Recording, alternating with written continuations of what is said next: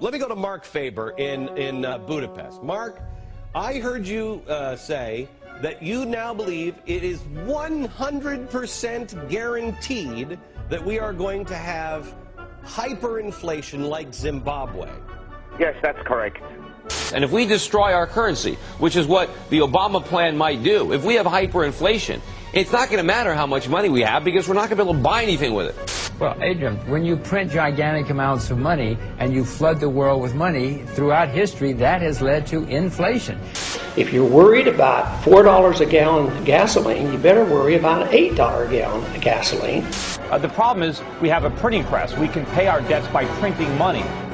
People think that hyperinflation can't happen here. Well, you know, the laws of physics works everywhere. If you throw a ball up in the air in Zimbabwe, gravity is going to bring it back down. You can't print phantom money out of thin air based on nothing and producing practically nothing without causing the dollar to devalue dramatically. That's not deflation, that's temporary. Quantitative easing is inflation. But they're going to blow us all up. So my question to you is, will you tell the American people to whom you lent $2.2 trillion of their dollars? Will you tell us who got that money and what the terms are of those agreements? No.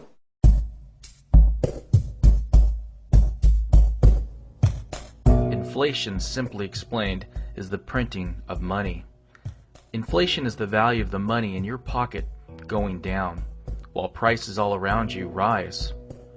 When gas prices rise, when your grocery bills go up, this is a symptom of inflation. The Federal Reserve is printing money out of thin air every day. If you have money in the bank, that money is decreasing in value.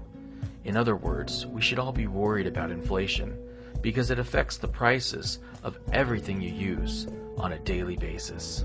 There have been good men warning us for years about inflation. Jim Rogers, Peter Schiff, Mark Faber, Ron Paul, and many others. They have spoken about the uncontrollable spending that will lead to the total collapse of the United States. And then there have been those in power who have ignored the warnings. George W. Bush, Ben Bernanke, Timothy Geithner, Barack Obama, Nancy Pelosi, and all of Congress.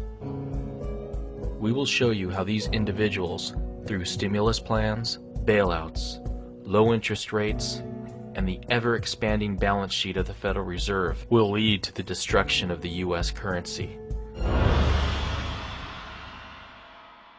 We owe the world probably as much, if not more, than Germany owed, only we didn't incur this debt fighting a war. We incurred it remodeling our houses and buying cars and television sets and iPods and all these little gadgets that we didn't need, and now we owe the world trillions, and we're reaching for the printing press to pay it back. Never before in world history were people able to buy houses with no money down. Many people bought 4 or 5 houses with no money down and no job. And then they did it with cars and student loans and credit card loans. You think we just say, well, that's too bad, we're going to start over, nobody loses his job? Be realistic. We have to realize that the monetary base, the liquidity was doubled in a few short months. To me, there's a lot of inflation out there. It's already inflated. We're in the midst of inflation. Because the prices haven't gone up doesn't mean we don't have the distortion. And it was that system that gave us the financial bubble, the artificially low interest rates, the malinvestment, all the mistakes made, and now we're trying to correct all that by doing the very, very same thing. This system that we've had since 1971 is non-viable, and it's coming to an end. That's what this whole story is about. Bush's $152 billion Economic Stimulus Act of 2008 sent $300 to $600 checks to individuals and $600 to $1,200 checks to married couples. When the checks started to arrive, oil prices surged to $147 per barrel. Americans needed the checks just to buy gas. Obama is taking Bush's mistakes and making them bigger. While Bush's stimulus was a direct injection of inflation, Obama's will take a while to work its way through the system, as pork projects will take years to be completed, but the long-term effects will be many times worse.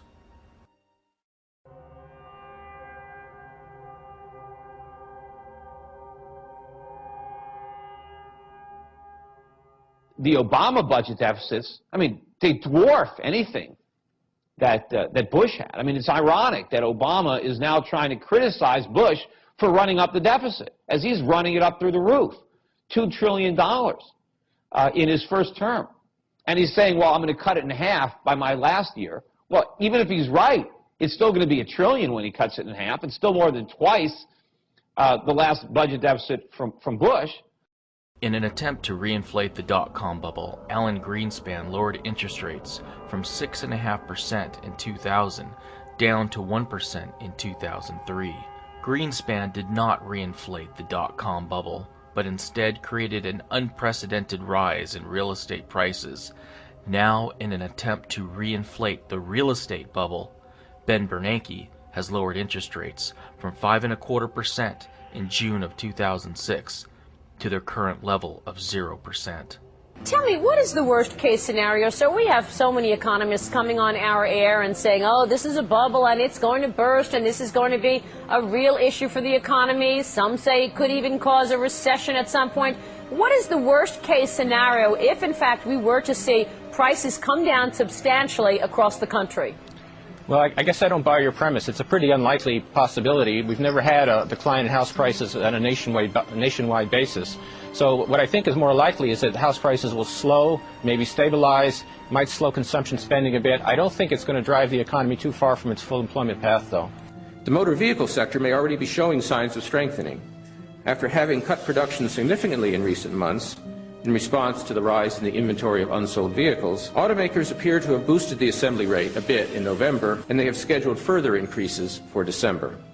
There's not much indication at this point that subprime mortgage issues have spread into the broader mortgage market, which still seems to be healthy, and the lending side of that still seems to be healthy. I'm hopeful that, and I'm confident, in fact, that the bank regulators will pay close attention to the kinds of loans that are being made. Confident the bank regulators will pay close attention to the kind of loans being made? Come on, Ben. How could you have confidence when the industry was pushing ads like this? That's not the point. What is the point? What? I love that house. Plus the schools. The kids are 3 and 1. They're gonna grow up. What? Suzanne researched this. This listing is special, John. You guys can do this. We can do this. Okay. Are you kidding me? This is awesome. See the size of that garage? Yes. Oh, that's great. Now let me get to work. And it wasn't just Ben Bernanke's incompetence. Congress did its part too. The only way they can pass this bill is by creating and sustaining a panic atmosphere. That atmosphere is not justified.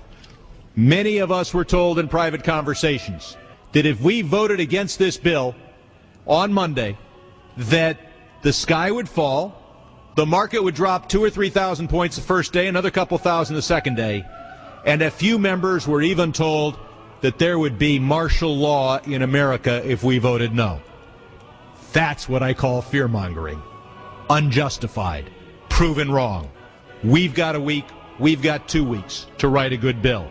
The only way to pass a bad bill, keep the panic pressure on. 1,100 pages, not one member of this body has read. Not one. There may be some staffer over in the Appropriations Committee that read all of this last night. I don't know how you could read 1,100 pages between midnight and now. Not one member's read this. What happened to the promise that we're going to let the American people see what's in this bill for 48 hours? But nope, we don't have time to do that.